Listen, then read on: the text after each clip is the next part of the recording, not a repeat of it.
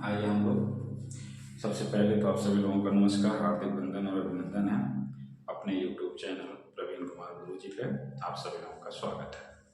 हम लोग जो है जैसा कि NTPC का जो एग्जाम हो रहा है उसके जो क्वेश्चंस हो रहे हैं, मैथ वाला जो पोर्शन है उसके विषय में प्रत्येक दिन जो है डिस्कस कर रहे हैं और जो भी क्वेश्चंस हमको मिल रहा है उसको जो है हम उसका सलूशन और उसका स्मार्ट कैलकुलेशन, उसका शॉर्ट ट्रिक आप सभी लोगों को जितना हो सकता है अच्छा से अच्छा देने का हम प्रयास कर रहे हैं। उसी के क्रम में हम जो है 11 अगस्त का जो पेपर का फर्स्ट शिफ्ट हुआ है उसके जो क्वेश्चंस हैं, 2 क्वेश्चन जैसे यहाँ बोर्ड पर स्क्रीन पर आपके सामने हैं, आप देखेंगे कितने अच्छे क्वेश्चन हैं। 34 पुस्तकों का विक्रय मूल्य 17 पुस्तकों के क्रय मूल्य के बराबर है। हाँ या ला प्रश्न याद कीजिए। बहुत आसान है बट हम तो लिख के बता रहे हैं। करने वाले बच्चे स्मार्ट कैलकुलेशन सीधे करेंगे तो गुना हो रहा है, लेकिन आप ऐसे कर लीजिए, थोड़ा सा लिखने की भी आदत डाल दीजिए। 17 वस्तुओं का क्रय मूल्य बराबर 34 वस्तुओं का विक्रय मूल्य। यहाँ से आपको सीपी और एसपी का रेशियो मिल जाएगा। तो सीपी और एसपी का रेशियो 17 से इसको भाग देंगे कितना आ जाएगा, 2 और 1 का आ जाएगा। तो अब देख रहे हैं सीपी जो है 2 यूनिट है और एसपी 1 यूनिट है। जब भी जो है एसपी सीपी से कम होगा तो इसका मतलब है कि लॉस होगा। तो इसका मतलब लॉस हो गया। कितने का लॉस हो रहा है, 2 का खरीदेंगे 1 में बेचेंगे तो 1 का लॉस होगा। तो लॉस प्रतिशत आपके पास आ जाएगा और लॉस प्रतिशत की वैल्यू हो जाएगा 1/CP कितना है 2 और 100 का आधा कितना होता है 50%। अब आपको पता चल गया कि 50% हो रहा है, लॉस हो रहा है, तो ऑप्शन नंबर ये सही है। इसीलिए हम कह रहे थे कि यहाँ देख लीजिए रेशियो साफ साफ है, ये 17 है, ये 34 है, 1 और 2 का अनुपात आएगा, वहीं से आपको पता चल जाएगा कि लॉस हो रहा है कि हानि हो रहा है। इसके नीचे एक सवाल और लिखा हुआ है, एक धावक 5 दौड़ों में 5 किलोमीटर, 8 किलोमीटर, 6 किलोमीटर, 7 किलोमीटर और 9 किलोमीटर की दूरी तय करता है। प्रति दौड़ तय की गई औसत दूरी बताइए। सभी बच्चों को आता है औसत दूरी, कुल दूरी को जो लेंगे जितने लोग हैं उससे भाग दे देंगे, औसत दूरी हो जाएगा। लेकिन हम एक बात और बताना चाहते हैं, इसमें भी आपको जो है 1 सेकंड 2 सेकंड का मौका मिले तो समय बचाना चाहिए। वो कैसे पॉसिबल है कि वो जब आप स्मार्ट कैलकुलेशन करेंगे, नंबर को देखेंगे, उसमें थोड़ा सा आपका आंखों में चमक होना चाहिए कि कैसे हम लोग स्मार्ट कैलकुलेशन करेंगे। जैसे हमने क्या सोचा कि यहाँ से देखेंगे तो 9 और 6 मिलके 15 हो गया, 8 और 7 मिलके 15 हो गया। देखिए जोड़ कितना आसान हो गया, 15 15 30 हो गया और 30 और 5 35 हो गया। तो तुरंत आपके पास औसत दूरी आ गया कि 35 और 5 लोगों में बांटना है, तो 5 से भाग दे दीजिए, कितना आ जाएगा 7। देखिए 7 किलोमीटर इसमें कहीं ना कहीं दिया होगा। औसत निकालने के वैसे बहुत सारे तरीके हैं, तो औसत दूरी को बहुत सारे तरीकों से आप निकाल सकते हैं, लेकिन हमको लगा कि ये छोटा नंबर है, इससे आसान कोई तरीका हो नहीं सकता है। तो एक क्वेश्चन कंप्लीट हुआ। आइए हम लोग जो है 11 अगस्त NTPC 11 अगस्त 2025 के क्वेश्चन को सॉल्व करने के क्रम में 2 और क्वेश्चन जो है आपके सामने जो है स्क्रीन पर है। आप देखिए बहुत ही शानदार क्वेश्चन है। 3 संख्याएं 1 संबंधी 9 संबंधी 7 के अनुपात में है, तो उनका LCM 6930 है, तो उनका HCF बताइए। ठीक है, ऐसे क्वेश्चंस को अगर हम लोग जो प्रैक्टिस कराते हैं बच्चों को तो उस हिसाब से देखा जाए तो हमको पता है कि 197 में कोई भी कॉमन फैक्टर नहीं है। जब कोई भी कॉमन फैक्टर नहीं है तो तीनों के गुणे से भाग दे दीजिए, जो भी आंसर आएगा वही आपका हाईएस्ट कॉमन फैक्टर होगा। लेकिन हम ये चाहते हैं कि जो लोग नए हों, अगर नहीं जानते हैं, बेसिक नहीं जानते हैं या HCF कैसे निकालते हैं, तो उनके लिए थोड़ा सा मैं समय लेके एग्जाम्पल लेके बता देता हूँ। जैसे देखिए क्या हुआ कि अगर आपके पास कोई नंबर है 5 है, 10 है और 15 है, तो जब आप हाईएस्ट कॉमन फैक्टर निकालते हैं तो जो कॉमन नंबर होता है उसे कॉमन कर लेते हैं। 1 हो गया, 2 हो गया और 3 हो गया। अब देखिए 1 2 और 3 में कोई भी कॉमन नहीं, कोई भी कॉमन फैक्टर नहीं है। इसका क्या मतलब हुआ, ये जो वैल्यू जो कॉमन हो रहा है वही आपका क्या हो जाएगा, हाईएस्ट कॉमन फैक्टर हो जाएगा। जब हम लोग इन नंबरों को अलग अलग करेंगे तो आप कहेंगे पहला नंबर x हो जाएगा, दूसरा नंबर 9x हो जाएगा, तीसरा नंबर 7x हो जाएगा। तो x ही तो कॉमन मिलेगा, तो जब x कॉमन मिलेगा तो इसका मतलब है कि x ही उसका क्या हो जाएगा, हाईएस्ट कॉमन फैक्टर हो जाएगा। बाकी जितने भी फैक्टर बचते हैं उन सबका गुणनफल अगर हाईएस्ट कॉमन फैक्टर के साथ किया जाता है तो एलसीएम निकल जाता है। अगर इनका एलसीएम निकालना हो तो 2 3 6 6 बचे 30। सबको पता है कि 5 10 15 का एलसीएम कितना होता है 30। वो 30 कैसे आया भाई, कॉमन फैक्टर को हम अलग कर दिए, बाकी जो नंबर बच रहा था या बाकी जो फैक्टर बच रहा था उनका हम गुणा करके उसमें हाई एलसीएम निकाल दिए। उसी का यूज करते हुए हम लोग डायरेक्ट इस क्वेश्चन को सॉल्व कर सकते हैं। इतना तो सिर्फ जो है बेसिक था जो आपको बताना जरूरी समझा, जिससे आपको समझ में आ जाए कि कैसे हो रहा है। तो ये हमारे पास हो गए। आप देखेंगे कि पूरा करेंगे 9 से 63 एक्स आएगा और 63 एक्स की वैल्यू एलसीएम दिया हुआ कितना है 6930। कटने वाला नंबर है, कितना आसानी से कट रहा है 63 इक्यावन 63 63 इक्यावन 63 और एक्स की वैल्यू कितना है 110। तुरंत आप मारेंगे कि 110 इसका क्या है हाईएस्ट कॉमन फैक्टर है। अगर जितनी बातें हमने आपको पहले बताया वो कॉन्सेप्ट अगर आपके दिमाग में सेट रहा तो। और ऐसे क्वेश्चन ही पहला सवाल नहीं है, ये जब 7 अगस्त को पेपर हुआ था तो इस पर भी एक सवाल आया था। आप लोग जाके देखिएगा तो आपको मिलेगा कि कैसे जो है क्वेश्चन जो है रेलवे का यही एक खासियत है कि क्वेश्चन को रिपीट नहीं करके उसके पैटर्न को रिपीट करता है। ये नहीं है कि वही सेम क्वेश्चन आपके अगले शिफ्ट में आ जाएगा, नहीं, उसके पैटर्न को डिजिट को चेंज करेगा, पैटर्न को वही रखेगा। ये सबसे बड़ा जगह फायदा होता है रेलवे के बच्चों को तैयारी करते समय देखने के लिए, इसीलिए इन सब पेपरों का एनालिसिस किया जाता है। आगे देखा जाए, इसके नीचे जो है एक सवाल आपको और दिया गया है कि रूट में दिया गया है 212 प्लस रूट में 139 प्लस रूट में 900। और इसमें देखिए जो बच्चे स्मार्ट हैं फटाफट कर लेंगे, 900 का वर्गमूल निकालेंगे कितना आ जाएगा तो कहेंगे 30 आ जाएगा। जैसे ही 30 में जो है इसको प्लस करेंगे तो 169 आ जाएगा, 69 का वर्गमूल कितना हो जाएगा 13 हो जाएगा। और जैसे इसमें जो है इसको प्लस करेंगे तो 212 और 13 में ये जो प्लस है ये ध्यान रखिएगा प्लस है, तो 212 में जैसे 13 को जोड़ेंगे 225 हो जाएगा, 225 का जो वर्गमूल करेंगे कितना आ जाएगा 15 आ जाएगा। ये इस क्वेश्चन का आंसर हो गया। मैं फिर से रिपीट करता हूँ क्योंकि जो बच्चों भी जो है वीक हैं वो जो इस चीज बात को नहीं समझ पा रहे हैं ध्यान से देखेंगे। पहले हम इसका स्क्वायर रूट निकाल दिए 30 हो गया और यह जो 30 है क्योंकि प्लस साइन के साथ इसके साथ जुड़ेगा तो 169 होगा। 169 का वर्गमूल करेंगे तो 13 आ जाएगा, 13 इसके साथ जुड़ेगा तो 212 और 13 225 होगा और 225 का जो है वर्गमूल निकालेंगे तो 15 होगा। ये दोनों क्वेश्चन अभी तक जो है 4 क्वेश्चन हमने बताया, चारों देखिए बहुत शानदार क्वेश्चन है। मुश्किल से मतलब जो है 30 सेकंड में चारों क्वेश्चन होने वाले सवाल थे, तो इसको ध्यान रखिएगा। कौन सा ऑप्शन सही हुआ 15 नंबर ऑप्शन सही हुआ तो 15 नंबर आप टिक मार के निकल जाएंगे। एनटीपीसी 11 अगस्त 2025 के हम लोग जो है पहले शिफ्ट के क्वेश्चंस को लेकर के सॉल्व कर रहे हैं। और देखिए आपके स्क्रीन पे तो और क्वेश्चन है। मुझे तो देख करके जब मैंने इस क्वेश्चन को देखा मुझे बड़ा खुशी हुआ। ये दोनों क्वेश्चन का वीडियो हमने जो है पहले जो है 7 अगस्त और 8 अगस्त वाले शिफ्ट में बना दिए हैं। और जो बच्चे इस हमारे वीडियो को देख रहे होंगे उनको भी ये समझ में आ रहा होगा कि हाँ ये तो चीज़ें हम जानते हैं कैसे इसको सॉर्ट आउट किया जाता है। ये खासियत है। तो लाभ तो आपका होना ही होना है। जब अभी हम जो सिर्फ जो है 7 8 9 मतलब ये तीन ही दिन 7 को हुआ 8 को हुआ 4 शिफ्ट का पेपर हुआ, फिर से जो है आपने 11 के पहले शिफ्ट में ही आप देख रहे हैं कि जो क्वेश्चन जो है कैसे पैटर्न को रिपीट कर रहा है। हमने इतने क्वेश्चन सॉल्व किए। अब जो बच्चे पहले वीडियो देखे होंगे वो फटाफट इसको कर लेंगे। इसमें देखिए क्या है पहले वाले क्वेश्चन में 2019 में हमें किया है 22,000 रुपए थी, उसे हर साल 10% की वृद्धि मिलती है, तो 2021 में उसकी आय क्या होगी। और ऐसे जो क्वेश्चन आते हैं तो हमने बताया था कि सभी जो है चक्रवृद्धि ब्याज वाले मेथड पर लगते हैं। और चक्रवृद्धि ब्याज के लिए हमने फार्मूला नहीं बताया था, हमने बताया था कैसे उसको निकाला जाता है। यहाँ देखिए ध्यान दीजिए, ये आपका टोटल आया है। मैं क्या करता हूँ कि इसको जो है एक साल पहले 1 साल 1/10 10% का मतलब कितना होता है, आप कहेंगे 10% का मतलब 1/10 होता है।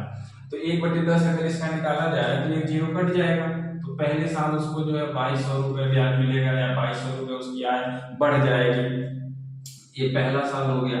हम जब दूसरे साल में जाते हैं तो फिर इसका जो है 1/10 निकालते हैं तो 2200 मिल जाता है। लेकिन पहले जो 2200 का इनकम हुआ था पहले साल में, इसका भी हम 1/10 निकालते हैं। तो जब इसका हम 1/10 निकालते हैं तो 220 और आ जाता है।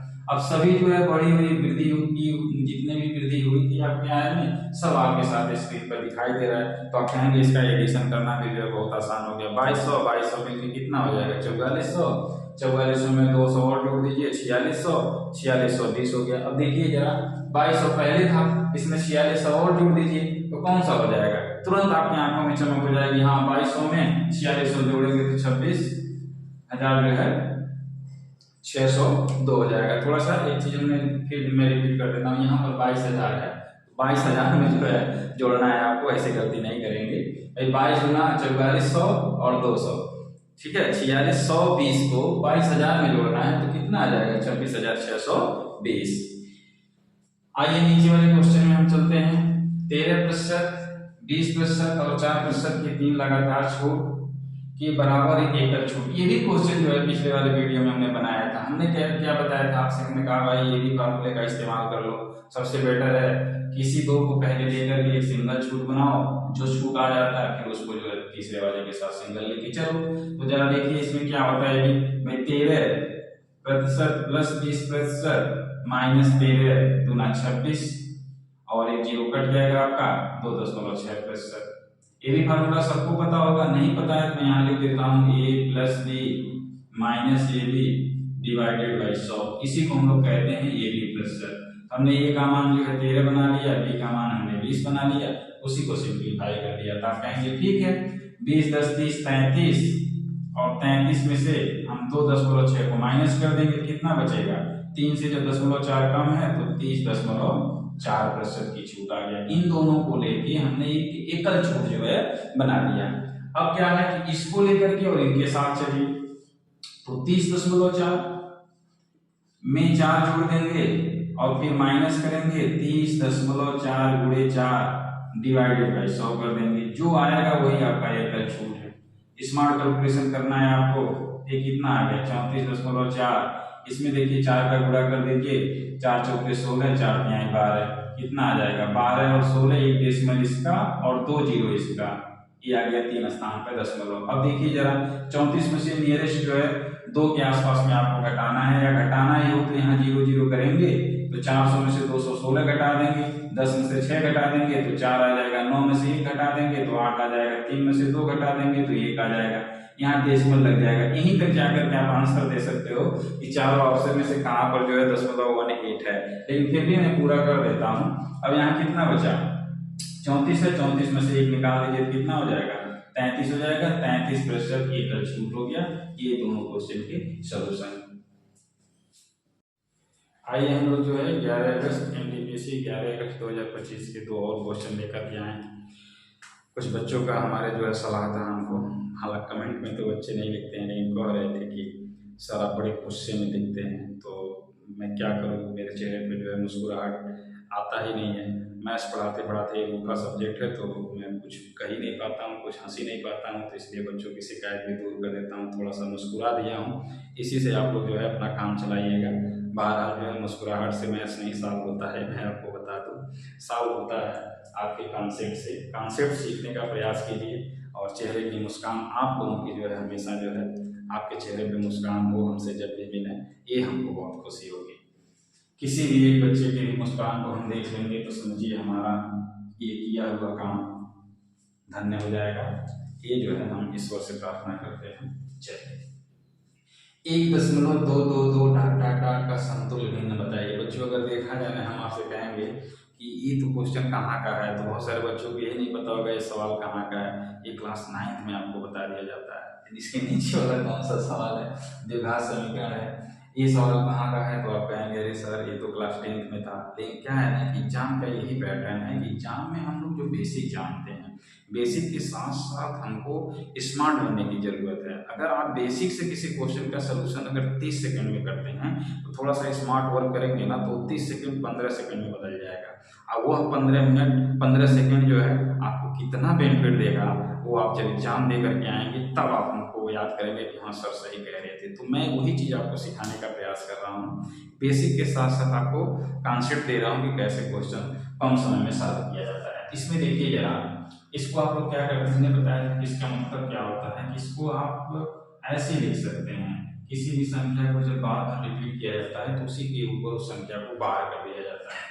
अब आप देखेंगे इसकी वैल्यू, हमने कहा कि किसी संख्या के ऊपर अगर बाहर लिखा हो ना तो उसको आप कैसे एक्सप्लेन करते हैं, कुछ नहीं करना है, डेसिमल के पहले इसको सही में कन्वर्ट कर दीजिए, 2 हो गया 2/9 हो गया। अब देखिए ढूंढिए कहाँ पर ऑप्शन है, तो मैं तो देख रहा हूँ कि एक ही जगह पर नीचे 9 है तो उसी को मैं टिक मार दूंगा। फिर भी देखिए 9 9 9 और तो मिलकर कितना हो जाएगा 11 और 11/9। इस क्वेश्चन का यही आंसर हो जाएगा। आज तो बच्चों का मन एकदम खिल हो गया होगा मैथ का पेपर देख करके। यहाँ देखिए द्विघात समीकरण है x² + 3x + x = 0, sorry x² + 3x + k = 0 का विविध कर 9 के बराबर है। यहाँ देखिए बच्चों जब भी यहाँ जो होता है ना द्विघात समीकरण कुछ इस फॉर्म का रहता है ax² + bx + c की वैल्यू 0, ऐसे द्विघात समीकरण होता है। तो जब यहाँ पर b है और b² ही विविधकर है, अगर जो है b² ही विविधकर है इसका मतलब c की वैल्यू 0 होगा। क्यों b² जब विविधकर हो गया c की वैल्यू 0 क्यों होगा? क्योंकि जो विविधकर होता है उसको आप डेल्टा से लिखते हो तो इसकी वैल्यू जो होती है ना b² - 4ac के बराबर होता है।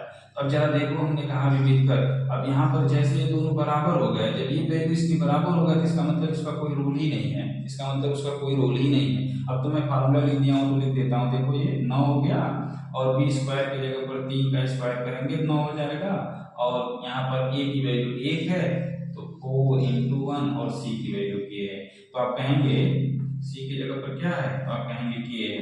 ये देखिए 9 से 9 कट गया, k की वैल्यू 0 आ गया।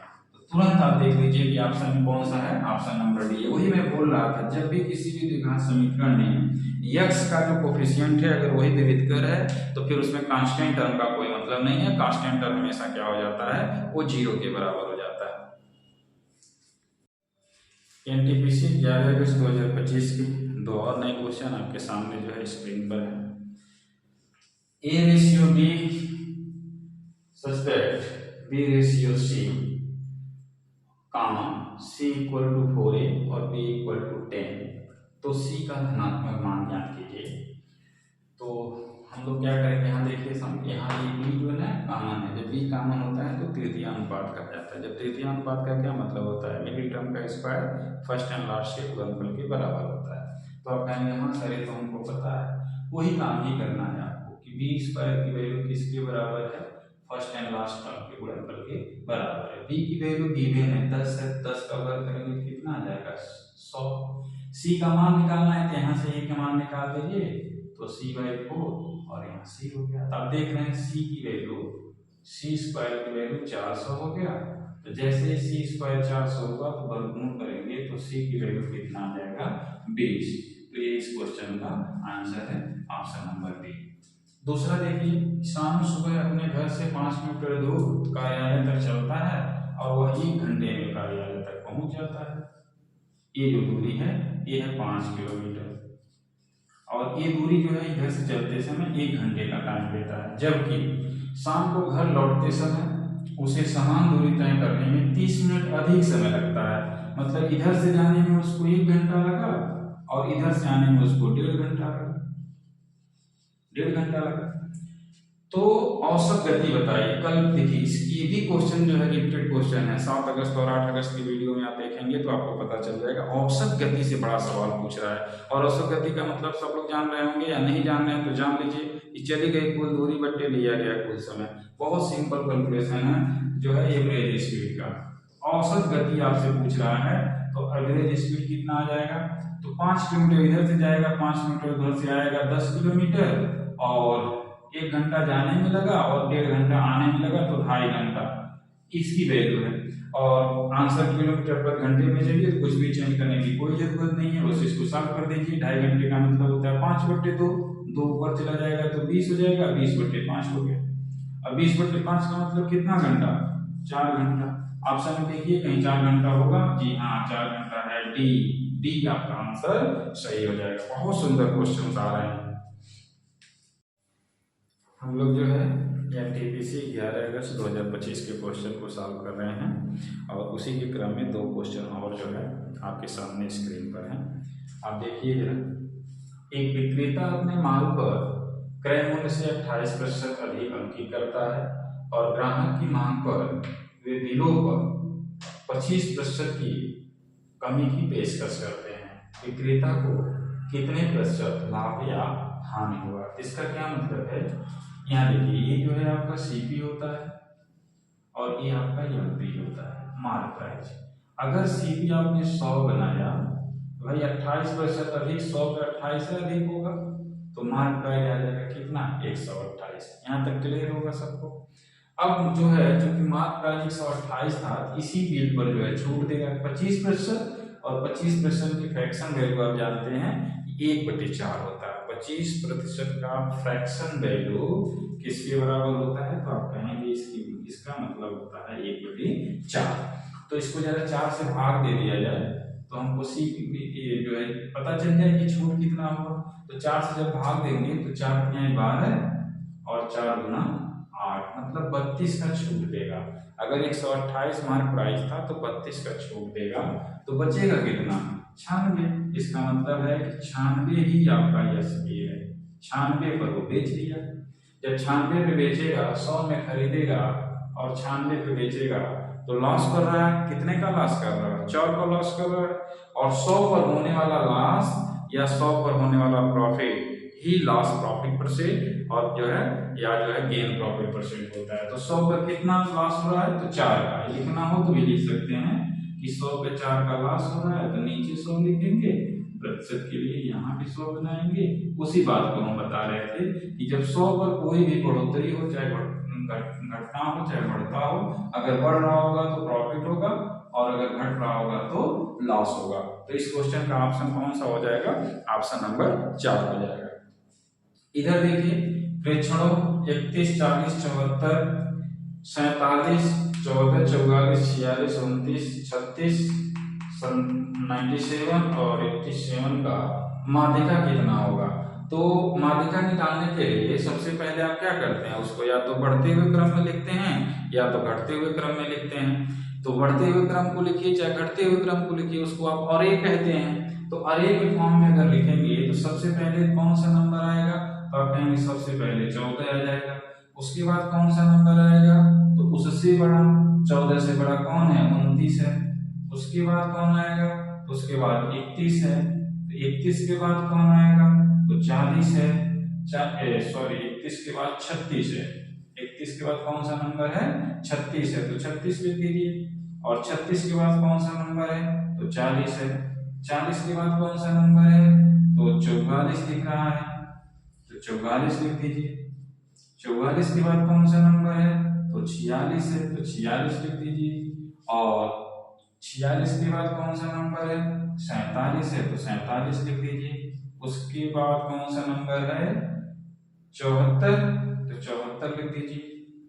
इसके बाद यहाँ 2 नंबर हैं 87 और एक लास्ट में कौन सा है, 97।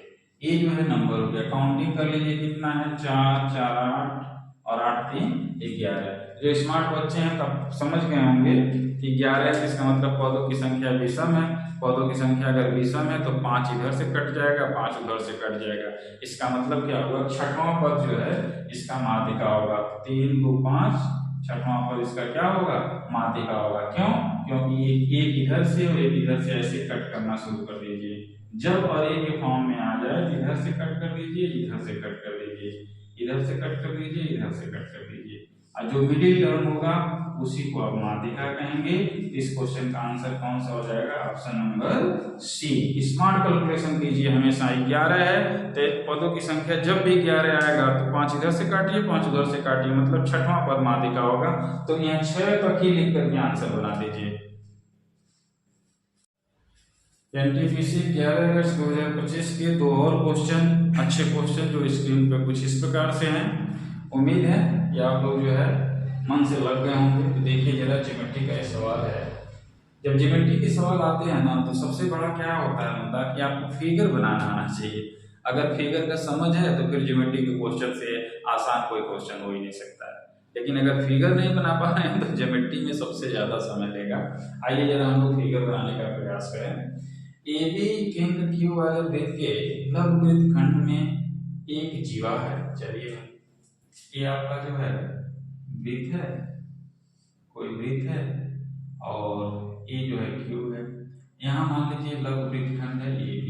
लघु वृत्त खंड का मतलब जो छोटा वाला भाग होता है वृत्त का, वो लघु वृत्त खंड कहलाता है। E और B ये लघु वृत्त खंड है। आगे देखिए बाहरी बिंदु डी से इस पर एक स्पर्श रेखा खींचा जा रहा है।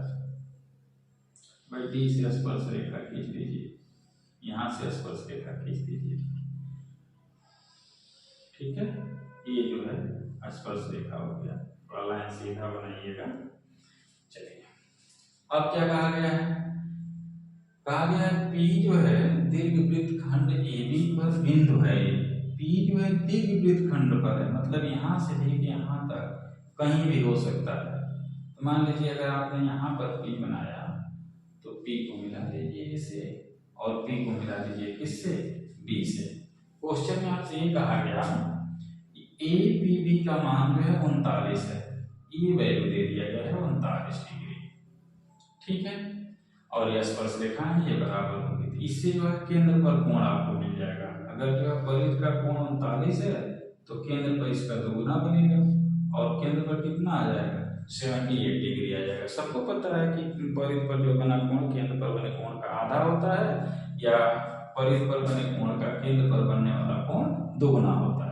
अब चलिए, हमने आपको बताया था, या आप नहीं भी जानते हैं तो इस बात को जानिए, ये जो है इस बिंदु से ये देखिए यहाँ फिगर बन रहा है और इस फिगर पे ध्यान रखिएगा, इसका एक गुण है, किसी भी बाह्य बिंदु से जब दो स्पर्श रेखाएं खींची जाती हैं तो बाह्य बिंदु पर बनने वाला कोण और केंद्र पर बनने वाला कोण, इन दोनों कोणों का जो सम होता है वो 180 के बराबर आता है। अब 180 में से 78 तो केंद्र पर बन गया, तो बचा कितना, तो आप कहेंगे इस पे तो 102 डिग्री बचेगा। 102 और 178 मिलकर कितना हो जाएगा, 180। और देखिए ऑप्शन नंबर कौन सा है, सी है, तो ऑप्शन नंबर सी आपका सही हो जाएगा। वही मैं बता रहा था कि जब आपको फिगर बनाने आएगा तो ज्योमेट्री के क्वेश्चन बहुत ही आसान हो जाएंगे। आगे देखिए जरा, नीचे वाला क्वेश्चन क्या कह रहा है, साधारण ब्याज से है। साधारण ब्याज पर एक निश्चित राशि 2 वर्षों में रुपए 1300 और 4 वर्षों में रुपए 2100 हो जाते हैं, तो प्रतिवर्ष ब्याज दर की गणना बताइए। तो इसको कैसे आप सॉल्व करेंगे, ध्यान से हमारे साथ चलिएगा। 2 वर्ष का मूलधन और 2 वर्ष का ब्याज, साधारण ब्याज का योग ही आपका जो है अमाउंट बनता है, ये आ गया 1300। 2 साल का 2 साल जो ब्याज मिला होगा और जो मूलधन होगा उसको जोड़ेंगे तो अमाउंट के बराबर आ जाएगा, निश्चित धन के बराबर आ जाएगा। तो अगला क्या दिया, 4 वर्ष तक, तो आप कहेंगे P और 4 वर्ष का एसआई, और 4 वर्ष का एसआई किसके बराबर है, 2100 के बराबर है। तो इसको माइनस कर लीजिए, तो दूसरे वाले में से पहले वाले को माइनस करेंगे P से P कट जाएगा, तो 2 वर्ष का एसआई पता चल गया। और 2 वर्ष का एसआई कितना आ गया, तो इसमें से इसको घटा दीजिए तो कितना आ जाएगा, 800 रुपये आ गया। अगर 1 वर्ष का एसआई चाहिए तो 1 वर्ष का भी एसआई आ जाएगा। 1 वर्ष का एसआई कितना हो गया, तो आप कहेंगे 8 गुना कितना, 2 से भाग दे दीजिए तो ये हो जाएगा 400। ठीक है, एक जो साल का एसआई भी पता चल गया आपको, 2 साल के एसआई की हमको जरूरत है, तो हम क्यों ना 2 साल के एसआई को ही इस्तेमाल कर रहे हैं क्वेश्चन को सॉल्व करने के लिए। ये 2 साल का एसआई है, आप कहेंगे यहाँ पर आपके पास मूलधन है और यहाँ पर आपके पास क्या होगा, समय होगा, और यहाँ पे आपके पास क्या होगा, दर होगा, और दर का क्या करेंगे आप, आधा करेंगे। दर का क्या करेंगे आप, आधा करेंगे। एक बात और जरा बताइए कि ये 2 वर्ष का जो है, अगर जो है ये अमाउंट है 1300, जिसमें से 800 अगर जो है ब्याज मिला होगा तो बचा कितना, 500। तो आप कहेंगे 500 इसका क्या हो जाएगा, तो 500 इसका मूलधन हो जाएगा। एक बात समझ रहे हैं सब लोग कि भाई पूरा जो है 2 साल में ब्याज और प्रिंसिपल मिलकर 1300 है और 2 साल का ब्याज 800 है, तो जब 13 में से 800 निकाल देंगे 500 ना मूलधन बचेगा, तो 500 मूलधन हो गया। अब इनको लेके सॉल्व कर दिए, 2 जीरो कट गया और यहाँ से 5 गुना 10 और यहाँ से 0 काट दीजिए, R% कितना आ जाएगा, R% आपके पास आ गया 80%। इसको आप चाहे यहाँ लिखो चाहे मैं यहाँ लिख देता हूँ, नहीं तो फिर आप कंफ्यूज हो जाएंगे, लो मैं यहाँ लिख दिया। ठीक है, इसको मैंने इम्प्लाई का सिंबल कर दिया। वही चलिए ठीक है, अब 80% कौन सा है, ये वाला है, ये वाला आंसर सही हो जाएगा। आइए हम लोग एनटीपीसी 11 अगस्त 2025 के पहले सेट के क्वेश्चन का डिस्कस कर रहे हैं। एक नियमित अष्टभुज में विकर्णों की संख्या तो विकोणों की संख्या किसके बराबर होती है? तो n माइनस 3/2 के बराबर होती है। अष्टभुज कितनी भुजा होगा? 8 भुजा। तो रख दीजिए, सिंपल फॉर्मूले पर है 8 माइनस 3/2। यहाँ कितना बचेगा? 5/40, 40 का आधा कितना हो जाएगा? 20। देखिए कौन सा ऑप्शन सही है? तो 20 नंबर का ऑप्शन सही है। ये क्वेश्चन है थोड़ा समझदार कि 4 पेन और 3 नोटबुक की कीमत 227 है। 16 नोटबुक की कीमत 12 पेन की कीमत से 144 अधिक है। तो 19 पेन और 15 नोटबुक की कीमत बताइए। इसको आप समीकरण बना के सॉल्व कर लीजिए, कोई दिक्कत नहीं है। मान लीजिए कि एक पेन है और एक पेन का कास्ट जो है ₹X है और एक नोटबुक का कास्ट जो है Y है। तो हमको कास्ट मिल जाएगा। फिर 4 पेन का कास्ट कितना आ जाएगा? 4X। और 3 नोटबुक का कास्ट कितना आ जाएगा? 3Y। और इसका कास्ट दिया गया है किसके बराबर है? 277 के बराबर है। दूसरा क्या है? 16 नोटबुक का कास्ट 12 पेन की कास्ट से अधिक है। तो नोटबुक वाला पहले आप लिख लीजिए। तो 16Y और 12X और इसकी वैल्यू है किसके बराबर? 144 के बराबर। आप चाहो तो इसको जो है 4 से कैंसिल करके थोड़ा और छोटा कर सकते हो। तो यहाँ हो जाएगा 4Y और 4 तिहाई 12 और 4 तिहाई 12 और 4 छक 24। ये दूसरा सवाल, दूसरा इक्वेशन हो जाएगा। दोनों इक्वेशन को सॉल्व करना है तो इसको कटाना ज्यादा आसान है। अगर इसको कटाना ज्यादा आसान है तो हम क्या करेंगे? या हम यहीं से सॉल्व कर लें तो ठीक है, क्योंकि दूसरे इक्वेशन के करने की जरूरत इसलिए नहीं पड़ रही है क्योंकि हम ये देख ले रहे हैं कि 12 हमको मिल रहा है। तो हम 12 को यहीं काट देंगे। पहले इसमें जो है 3 का गुणा कर दीजिए। जब इसमें 3 का गुणा करेंगे तो किसके बराबर आ जाएगा? और उसके बाद जोड़ना है तो 3 से गुणा कर दीजिए, ठीक। और इस इक्वेशन को जोड़ दीजिए।